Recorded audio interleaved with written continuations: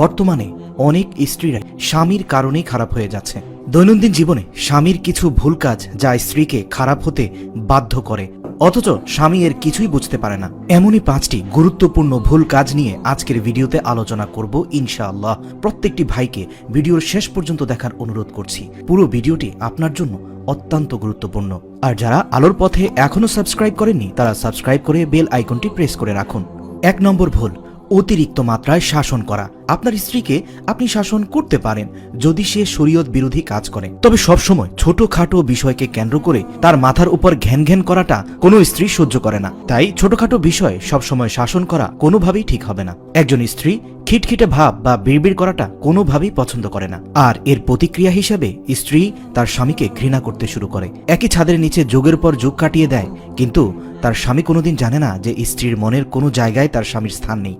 তাই ভালোবাসার মধ্য দিয়ে সবকিছু ঠিক করা হলো উত্তম স্বামীর বৈশিষ্ট্য। কঠোর শাসন করে একজন স্ত্রীকে কখনোই ভালো বানানো যায় না। এ বিষয়ে রাসূল পাক সাল্লাল্লাহু আলাইহি ওয়াসাল্লাম বলেছেন, তোমরা নারীদের ব্যাপারে কল্যাণকামী হও, কারণ তারা পাঁজরের হাড় দ্বারা সৃষ্টি। পাঁজরের উপরের হাড়টি সবচেয়ে বেশি বাঁকা, যে হাড় দিয়ে নারীদের সৃষ্টি করা হয়েছে। তুমি একে সোজা করতে চাইলে ভেঙে ফেলবে, আবার এ অবস্থায় যদি রেখে দাও বাঁকাই থেকে যাবে। তাই তোমরা তাদের উপর কল্যাণকামী হও এবং তাদের ব্যাপারে সৎ উপদেশ দিতে থাকো। এ হাদিসের সরল অর্থ দাঁড়ায়, নারীরা বাঁকা হাড়ের তৈরি, আর আপনি যদি একে কঠোরতা দিয়ে সোজা করতে যান হাড়টি ভেঙে যাবে, যার ফলশ্রুতি আপনার এবং তার জন্য অকল্যাণকর। তাই আদর ভালোবাসা দিয়েই তাকে সঠিক পথে ফিরিয়ে আনতে হবে।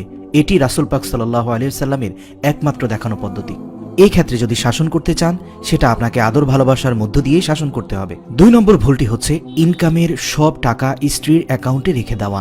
স্ত্রীর যাবতীয় দায়িত্ব স্বামীর। দায়িত্ব পালন করতে পারবে বলেই ভিন্ন পরিবেশে গড়ে ওঠা একটি মেয়েকে স্ত্রী রূপে গ্রহণ করেছে। মনে রাখবেন, স্ত্রীর সমস্ত প্রয়োজন মিটাবেন ঠিক আছে, কিন্তু আপনার সকল অর্থই স্ত্রীর কাছে রাখবেন না। শুনতে খারাপ লাগলেও সত্যি, মেয়েদের চাওয়া পাওয়ার কিন্তু শেষ নেই।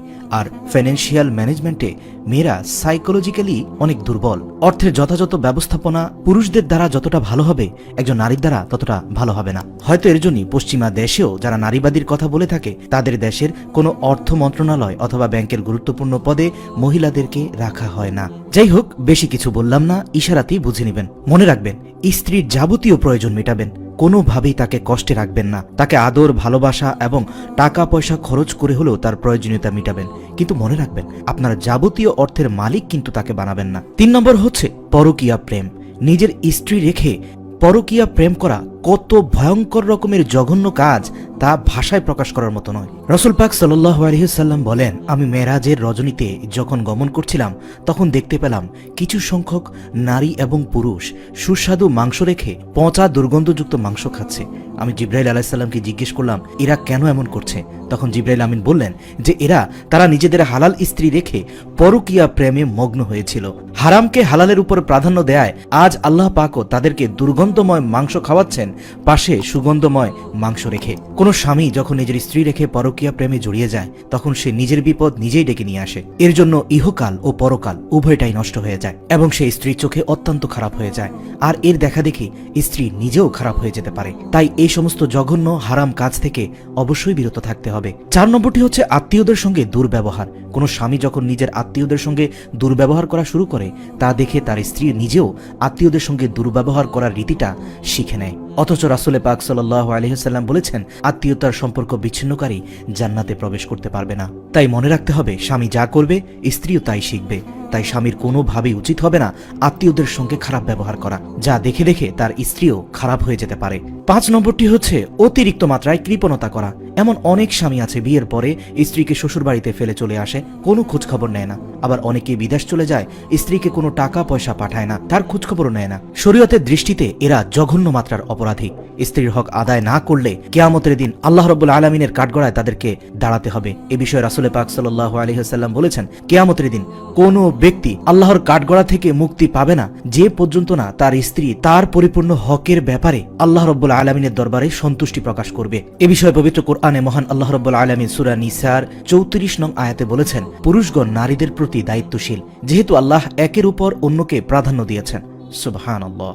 তাই স্ত্রীর কি প্রয়োজন তার স্বামীকে সর্বদা সচেতন থাকতে হবে।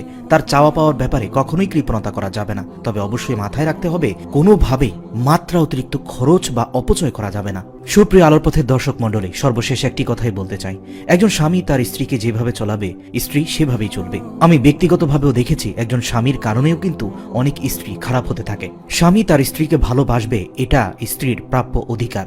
দুজনের মধ্যে ভালোবাসা যত গভীর হবে সংসারের শান্তি তত বেশি পরিমাণে বাড়বে। মনে রাখবেন, স্বামী স্ত্রীর মধ্যে দূরত্ব এবং ঘৃণা দুনিয়া এবং আখেরাতে উভয়কেই চিরস্থায়ী কষ্টের মধ্যে নিমজ্জিত করে। মহান আল্লাহ রাব্বুল আলামিনের কাছে প্রার্থনা করি আমাদের প্রত্যেকটি ভাইয়ের দাম্পত্য জীবন যেন সুখে ভরপুর হয়ে ওঠে। রাসূলে পাক সাল্লাল্লাহু আলাইহি ওয়াসাল্লামের সুন্নাহ যেন আমরা গভীরভাবে আঁকড়ে ধরে রাখতে পারি। আমিন।